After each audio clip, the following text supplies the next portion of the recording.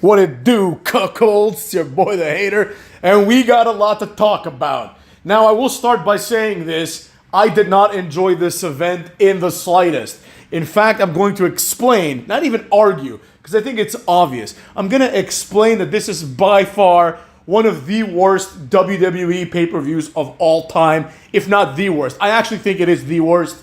There might be like some events that are worse, like some random throwaway Raw, but this was the worst pay-per-view by far. So let's get to it so we can talk about the main event and everything that happened there, because that's obviously the only thing that anyone could possibly care about. So, first up, we start off with the irrelevant Women's Elimination Chamber match. Nobody could possibly care about this. We start out, Naomi gets attacked by a returning Jade Cargill, right? Michael Cole, who was one of the worst nights in Cole's career, in my opinion. The amount of mistakes he made is just inexcusable. He should be fired at this point. He never learned the moves. He never understood what actually was going on, yet he's had a job for like 30 years. Jade Cargill comes and attacks her, and then like Michael Cole and Wade Barrett and Pat McAfee, they argue basically that, it must have been Naomi who attacked her. The obvious logic here is Jade Cargill attacks Naomi because she literally took her spot and her title. Naomi was the only one that benefited, so even though it's probably not her, right, this makes sense conceptually. Now, this is where everything that makes sense ends, right? First, I would have had Naomi get pinned by Liv after this beating to at least have one elimination more than there was, right? Basically, Naomi can't continue because she gets destroyed, so therefore, she's not going to be in the match, and the match is now a 5-person match. Eventually, Bianca comes out and she's retarded, so she goes to check on Naomi, who's on the other side of the cage. So Liv Morgan starts beating her ass. The crowd doesn't give a rat's ass about Liv versus Bianca. Nobody cares about this at all. Bayley eventually gets in Oblivion and is eliminated. I believe that's how she was eliminated. Then Alexa Bliss eliminates Roxanne Perez with the Twisted Bliss, and then Bianca eventually wins the match when the match mercifully ends. Basically, Liv Morgan pinned Alexa with a roll-up after Alexa hit the Alexa DDT, the Sister Abigail DDT, and basically eventually Bianca hits the KOD and wins. Now, this was stupid. Nobody could have predicted this happening, I will say that. But that's because what the hell is Bianca going to do? She's going to go wrestle Rhea Ripley, who eventually comes out. What about Jade Cargill? That's the much bigger story, Is she just going to be I'm going to focus on WrestleMania and ignore the fact that my partners are attacking each other? Are we going to resolve this in these next few weeks? Is there going to be time for her to actually have some sort of program with Rhea Ripley? Now, on the other hand, Rhea Ripley is on Raw, and as far as I remember, Bianca Belair is on SmackDown. I could be wrong, though, because they, who knows at this point, right? This was a complete waste of time. The match was full of botches. Nobody possibly could have enjoyed this. It was cheap. It was stupid. And Bianca Belair, she's the only one, in my opinion, that can stand toe-to-toe with Rhea Ripley, who is, bigger than her and stronger than her, probably. But still, Bianca Belair is the only one else that looks reasonable against Rhea Ripley. And a lot of people want to see this match at WrestleMania, so whatever, you get what you get, right? Then we get the tag match, which is complete garbage. There were some cool moments, like Trish Stratus does a top rope bulldog, which for some reason is called the Stratusfaction, even though the Stratusfaction is a different type of bulldog. Nevertheless, she does the bulldog. A few things happen. Tiffany Stratton botches a couple of times. She looks horrible. The amount of plastic surgery this girl has had and Botox she has had in her in her 20s, allegedly. I don't know the facts, right? Just makes her look like a complete idiot.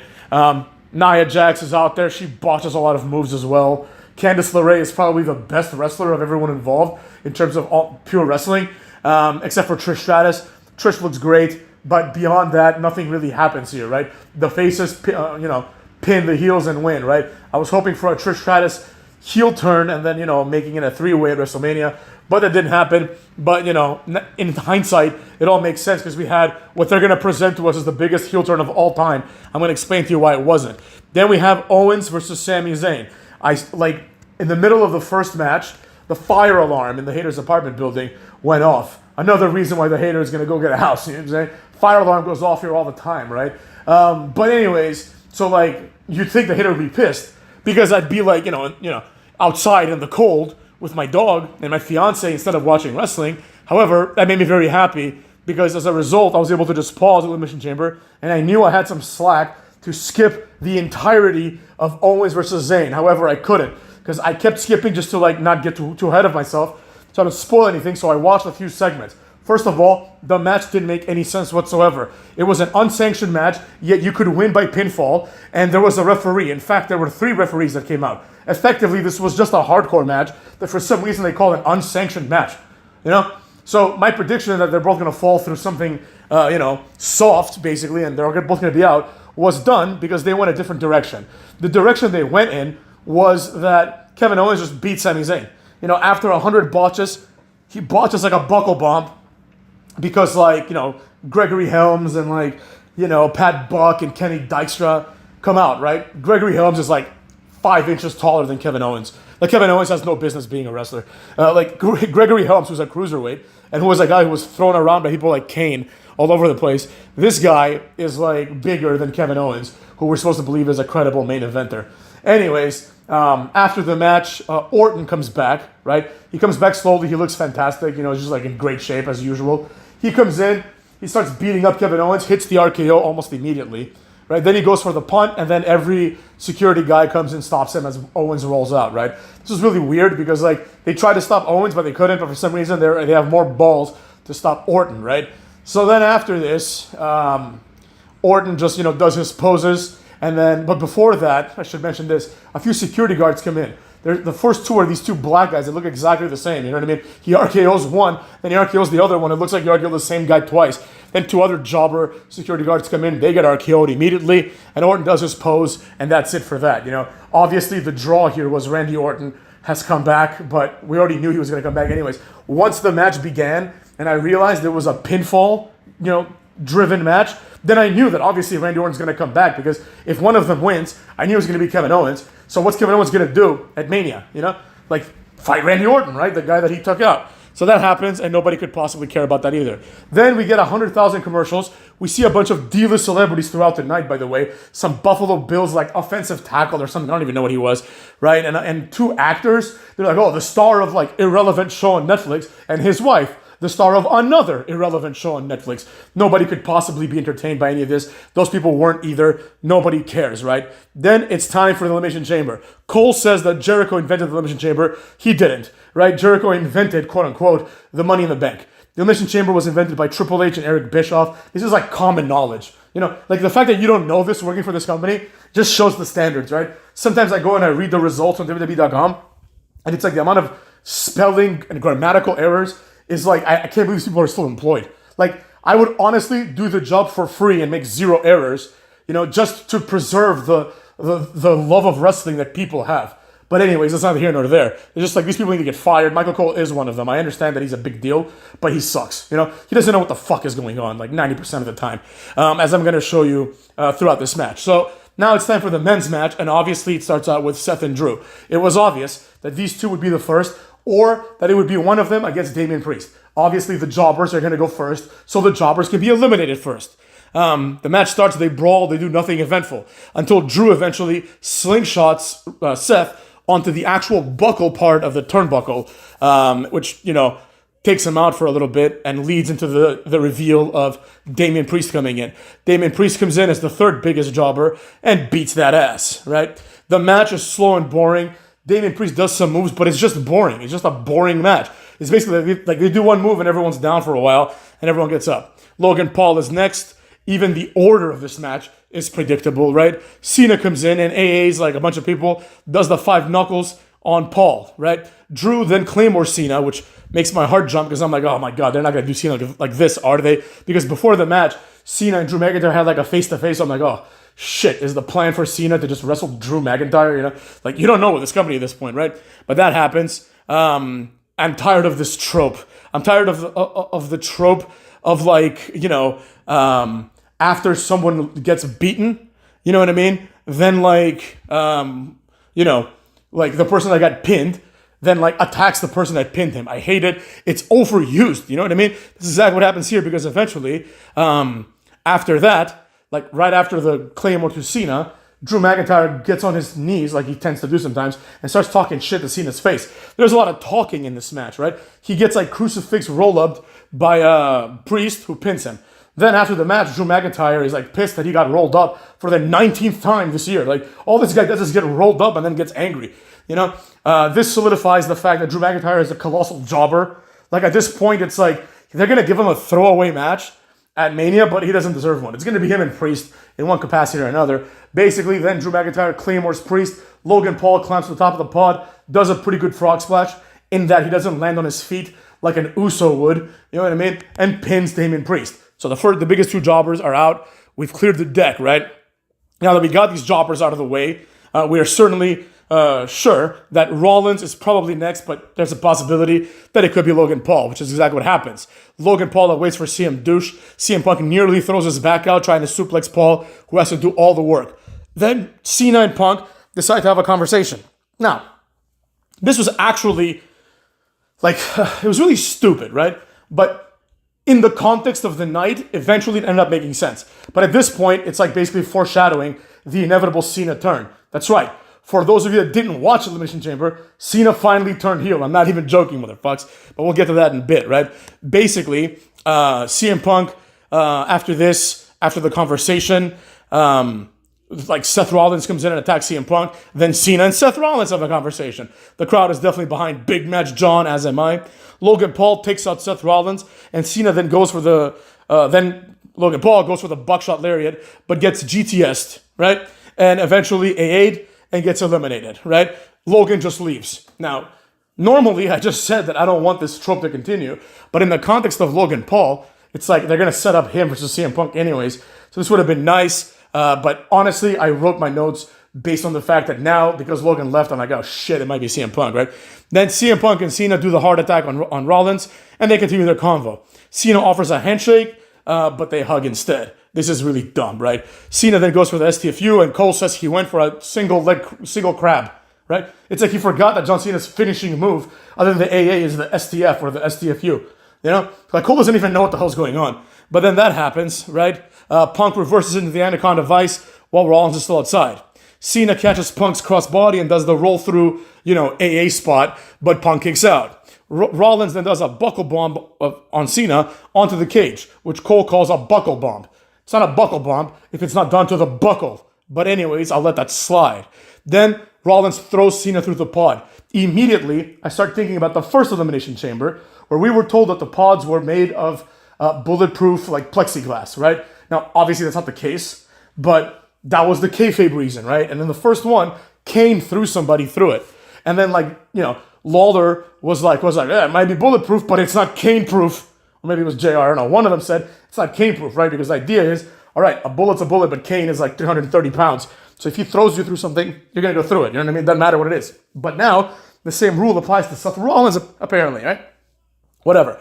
It is what it is. That's just the new format of the Elimination Chamber. I hate it.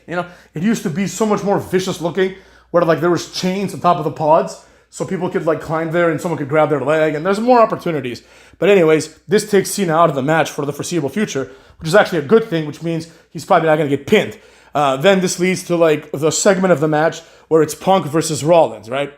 Punk gets pedigreed by Rollins, but it's not enough, and because it never is, and obviously we know that Seth Rollins isn't going to win this match. I mean, there was obviously a small chance because it looked like everyone might be paired up doing something else.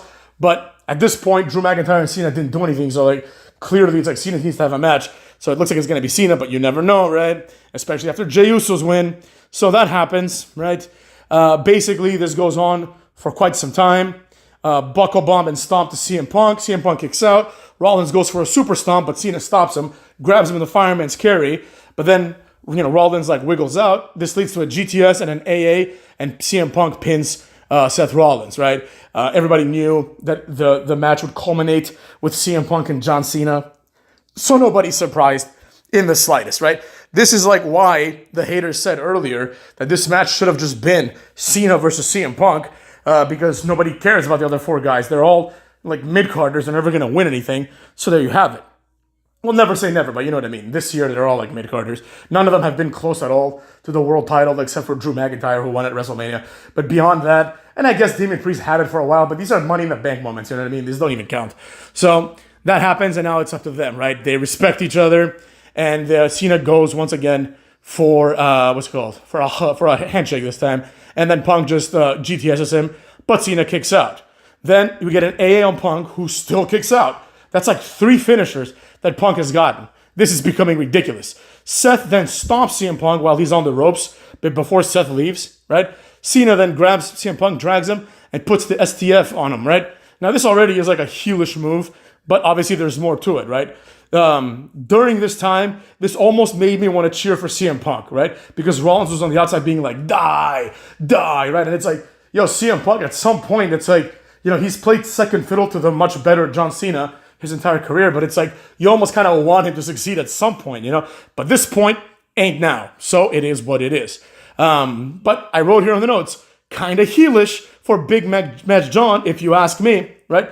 Then while Cena's celebrating, Cucky comes out. They respect each other. The Rock that comes out with some skinny dude who can barely hold up the belt. It's like, dude, come on. Have some respect for us wrestling fans. This guy, who I later found out is Travis Scott, could barely hold the belt over his shoulder. Just hit the gym, bro. Lift a weight. You know what I mean? Be a man. You could barely hold the belt. He's like constantly readjusting it because he's too weak to hold up like the 30-pound belt. This is inexcusable. And first of all, why the fuck is this guy here?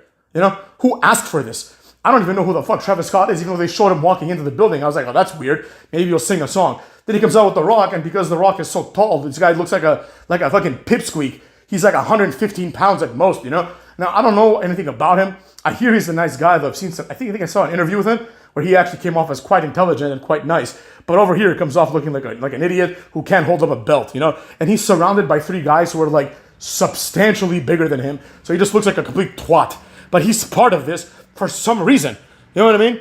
Then The Rock says what he needs to say. The Rock says, Cody, hug The Rock. Become The Rock's partner and become his champion, Become his brother. And then Cody Rhodes gets the mic and he says, no, at first he does the tease where it was so see-through, they shouldn't have done it. This is where the show, in my opinion, really goes off the hinges, right? So Cucky Rhodes basically says I don't know, my soul doesn't belong to me anymore, Rock. Which is, first of all, how the fuck do those words even come out of your mouth? You know what I mean? That's just so lame, right? And he says, I gave my soul to them. And he points to the fans, a long, long time ago. Then he says, Rock, right? You can go fuck yourself, right? Ooh. Cody Rhodes said the F word. Wow. It's like we're back in the Attitude Era. No, we're not. Don't get it twisted. This was not cool. Cody Rhodes saying fuck for no reason for the first time in his career with the character that he has after saying that his soul belongs to the fans, which is one of the hackiest things you could possibly say. You can't follow that up with go fuck yourself and then rehabilitate yourself as a badass, right? This is not going to work, in my opinion. That's what we're going to get to here, right? Then basically, he turns around and Cena hugs him, and then Cena's face becomes stoic and serious, and The Rock does the, cut the throat technique, right? The little taunt. And then it's clear that Cena's turning heel. I don't know. It took a little bit longer. The fans didn't react as they should have. You know what I mean? This was a huge deal. The crowd was a little bit dead. I'm assuming part of it is the acoustics, but it doesn't matter because you have 40,000 people. If they want to get loud, and they did at some point, then they would get loud. They all booed Logan Paul. He probably got one of the biggest reactions of the night, But nobody was really into it. So then Cena just kicks Cody Rhodes in the balls, gets The Rock's Rolex or somebody's Rolex, and starts beating the shit out of Cody with the Rolex, right? Eventually, also, I should note that during this whole time, John Cena is still rocking the bald spot, which really takes away from the moment, right? Then John Cena just turns heel. He's a good heel, as we all know from back in the day. So he starts beating Cody Rhodes. Cody Rhodes starts bleeding, right? Cena hits him with a belt. Basically like a post-match beatdown, except there was no match because Cody Rhodes never wrestles. So then after this, The Rock and John Cena are in cahoots. Michael Cole says, I can't believe Cena would stoop this low. What is this shit, right? So oh, this is the say a couple of bad words in pay-per-views era, right? Michael Cole said shit. Cody Rhodes said fuck. So here we are. Wow, how edgy, right? First of all, this is really stupid. The fact that you have people hugging in the middle of the ring takes away from this edginess, right? The fact that the cool guy that you're bringing here, Travis Scott, can barely hold up the belt. We went from Mike Tyson to Travis Scott. You know what I mean? This is unacceptable. But whatever. That's the path they've chosen, right? And the show goes off air. with Cena being the heel and Cody being the face. Now, a lot of people predicted this, right? So I don't think it's that shocking at all. And as a matter of fact, I wasn't shocked. There was only two possibilities, right? Cena turns heel and he becomes the corporate champion, which is retarded. Or Cody Rhodes turns heel at Mania, which would make more sense, but would ruin Mania, right? This also ruined Mania. And I'll explain why right now, Cucks. As a preview, because I'm going to do a video on this probably tomorrow. But basically, here's why it's done. At one point, Michael Cole says, why does John Cena have to sell out, right? This was one of the smart things, one of the few smart things that Cole said today, right? Or quite frankly, ever, right? The reality is, it makes absolutely zero sense for John Cena to sell out. Why would he, right? Why would he? The fans have loved Cena for a long time, right? Unless he's pissed off because they would say Cena sucks like 15 years ago, which would be weird and against his character. Secondly, John Cena can gain nothing from The Rock. The Rock is not going to make John Cena the corporate champion because John Cena has declared this is his last year with the company, right? Unless all of that is a ruse. But the reality is, if John Cena, aligns himself with The Rock, what's he going to get? Cena already has everything. He's not a nobody like Cody Rhodes. John Cena is a household name. He's comparable to The Rock. The Rock's more famous, but Cena's comparable, right? Like Cena could be in the next big blockbuster, The Rock can be and likely will be in the next big blockbuster or one of them, right? Cody Rhodes has never been in a movie. He has no mainstream appeal whatsoever. So that's the difference, right? The whole point of this thing is The Rock is giving, Cody Rhodes a Faustian bargain, right? He's basically saying, give me your soul and I'll give you everything you want. But he doesn't have this thing to offer to Cena. Cena already is a Hollywood star. He's already on TV everywhere, right? So it doesn't make any sense why Cena would turn heel because The Rock asked him to. Cena has the money, he has the celebrity, he has the status, he has the legacy. He's like in the ring, he's like the best wrestler of all three of them in terms of like legacy and accolades, right? So what can The Rock offer him? Well, I guess the argument is The Rock could offer him the 17th title run. But that doesn't make any sense because Cody Rhodes is not someone that Cena should perceive as a threat. Furthermore, if that's the case, then why didn't The Rock just help Cena at the Elimination Chamber match, right? They're going to go back and say that John Cena got this match not because he earned it, but because, he made a deal with The Rock. That's going to be like the angle they take, right? But it doesn't make any sense because this is still John Cena, right? Number one. So you could explain it by like John Cena did this. Or you could just have John Cena beat Karrion Kross in like a 1-minute squash match, right? It's not like the competition was tough, right? It's not like, oh, how could Cena qualify? Gee, I don't know. Maybe if he beats Nakamura, he can qualify. You know what I mean? Like everyone is inferior to him. Furthermore, and perhaps most importantly, the storyline doesn't make any sense. Number one, why would The Rock ask Cody Rhodes this, right? Now, if The Rock knew off the bat that Cody Rhodes was going to say no, then this would make sense, right? But if that's the case, then why would he ask him in the first place? Number one. Two, how did The Rock know that John Cena was going to be the guy that wins the chamber match so that this plan could materialize, right? In kayfabe, how did The Rock know, right? Nothing happened to suggest some sort of backhanded deal, right? Maybe The Rock made a deal with Seth Rollins to help Cena win or something like that, right? None of that shit happened, right? Cena beat the 5 other guys in what they call the most star-studded chamber match of all time. So Cena did it himself, right? He beat 5 other guys, including CM Punk. So why can't he beat Cody? It doesn't make any sense, right? What was The Rock's plan if Damian Priest won? Right? Did The Rock have a built-in deal with everybody else? So, because if The Rock didn't have a deal with Cena and Cena doesn't win, then what happens, right? He comes out there, Cody says, go fuck yourself. And then Damian Priest is already on the way home because he's like, oh, I'm going to go to Mania. I don't need to be here, right? The only way this works is if The Rock somehow knew that Cena was going to win, right? But that's ridiculous, Likewise, The Rock would also have to know that Seth Rollins is going to say no to his offer. Because what if Cody Rhodes says yes? Then what happens? Then what happens? Then The Rock goes to Cena after and says, oh, remember that deal that you and I made? Yeah, Cody said yes, so don't worry about it, right? What would happen? These are things that you have to think about. When John Cena turned heel, everybody basically said, the announcers were like, oh, The Rock always has a plan B. And it's like, what? So The Rock's brilliant plan B was if Cody Rhodes says no, then I'm going to hope that the guy that wins is the guy that I talked to about betraying Cody Rhodes in the event that Cody Rhodes does not accept The Rock's offer. That was The Rock's plan B? Well, that's a retarded plan B. And furthermore, I can already tell what everyone's going to say to this, right? All the people that don't think for themselves are going to say this is great because we finally have heel John Cena. But this is the problem. And I'm not talking about the people that watch these videos. I'm talking about like the people in the so-called internet wrestling community, those dorks at Wood Culture, right? Like, we finally got what we wanted. Like some guy named Adam is going to tell you that this is a good thing from Wood Culture, right? But the reality is this is not a good thing. This is a stupid idea. John Cena's legacy is predicated on the fact that he was basically never heel once he became a big deal, right? Why not let it end like that? It doesn't make any sense. This is like one of those short-term wins, right? In order to make a moment in time feel greater than it is. That's all it is, right? Like, it's not like John Cena's going to go down in history as a heel. You know what I mean? It's stupid. Why would anyone do this? Like, why would anyone think this was a good idea? This is a terrible idea. In my opinion, it spoils like the actual match, right? John Cena's 17th world title is going to come as a heel? That doesn't make any sense whatsoever, right? That's going to rape the moment. The whole point is John Cena overcame the odds once again and won 17 world titles. That would be like the story. If John Cena beats Cody Rhodes because The Rock helped him, then it's not that big of a deal, number one. Two, who in the blue hell, and I'm being honest, who the hell is going to cheer for Cody? Like, even though I didn't like this, right? That doesn't matter, right? It's just like I said earlier at the Rumble.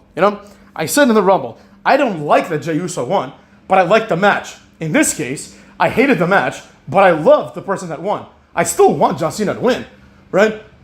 The match still sucks. The event still sucks. Just because I got what I wanted doesn't mean that the event goes from being a shit event to a good event. It's still a shit event. But the fact of the matter is this. In the greater picture, right? People like me, I still want like Cena to win, right? I still think The Rock is cool overall. I mean, like, he's kind of a cuck now, but like, The Rock is still The Rock. Don't get it twisted.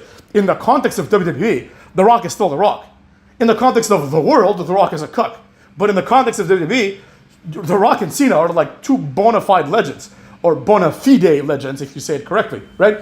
Now, with all this being said, it's like, people like me, ain't no way I'm cheering for Cody Rhodes. I don't give a damn if like The Rock and Cena take turns pissing on Cody Rhodes' face. I'm still cheering for John Cena. So I suspect that a lot of people are going to boo Cody Rhodes.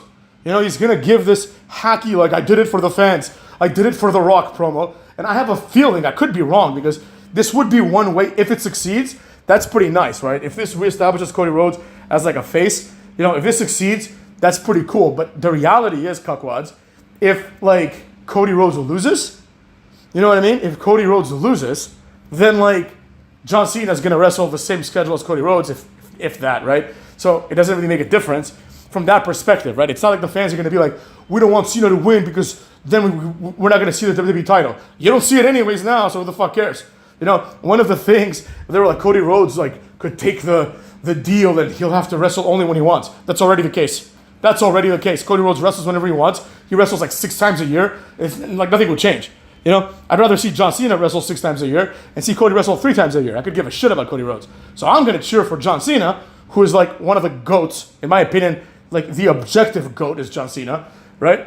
Not the subjective GOAT, but the objective GOAT is John Cena. And then we also have The Rock, who is another GOAT contender. You know what I mean? So we have, let's see, we have the haters' childhood hero, The Rock, and the haters' teenagehood and later on in life, basically favorite wrestler, The Rock, right? One of my favorite wrestlers, The Rock, and the other one, John Cena, right? And on the other side of this equation, we have Cucky Rhodes. You think the hater is going to cheer for Cucky Rhodes? And when I say the hater, I'm talking about the average fan. You think the average fan is gonna boo heel Cena? That's what they've wanted the whole time, right? They wanted heel Cena. They like heel Rock, right? The Rock was already stealing the show last WrestleMania, right? Now Cody Rhodes is like the babyface, but he's going against Cena and The Rock, and you think people are gonna care? Like, you think people are gonna want, like Cucky Rhodes and Cena at WrestleMania and boo John Cena? What's gonna happen is it's gonna be just like The Rock versus Hogan, right? Where like Cody Rhodes will hit Cena, and the fans will go boo. Cena will hit Cody, and the fans will go yay. And then John Cena is gonna do like a clothesline, and he's gonna like do some sort of gesture to the fans to signal to them to get them to boo him, right? So the program moves forward. Ain't no way Cody Rhodes is going to get more cheers than The Rock and Cena. And if he does, then this just proves that the fans are just dumbasses, you know? And like you can give them anything and they'll like it, including Travis Scott, you know, who just has no business being there whatsoever. This was like one of the dumbest things I've ever seen in my life. So in conclusion, in my opinion, this is the worst PLE of all time. And the fact that John Cena turned heel is going to be taken out of context and people are going to pretend it was this great moment. But the haters here to tell you that you'll see, this won't be a great thing. When this is all said and done and John Cena like retires, right? He's probably going to retire as a face, number one. And even if he doesn't, right, he's going to retire in a way, right, where like he's going to come back at some point. You know, he's going to come back in the capacity that Hulk Hogan comes back and he's going to get cheered. He's not going to get booed like Hulk Hogan, right? And if he does, it'll be because he did something outside of wrestling. It won't be because he turned on Cody Rhodes. You know, John Cena is going to get more cheers over time than Cody Rhodes. So in my opinion, this is a complete disaster of a PLE. Only 4 matches, like 2 matches were women, 2 matches were men, in my personal opinion, at least based on my memory. I can't think of a pay-per-view where more women wrestled than men, right? So there you have it. Unless it's like a female-only pay-per-view. I think NXT did one of those. But whatever, you understand what I'm getting at. I hated it, and I didn't care. So take care of yourselves, cuckwads.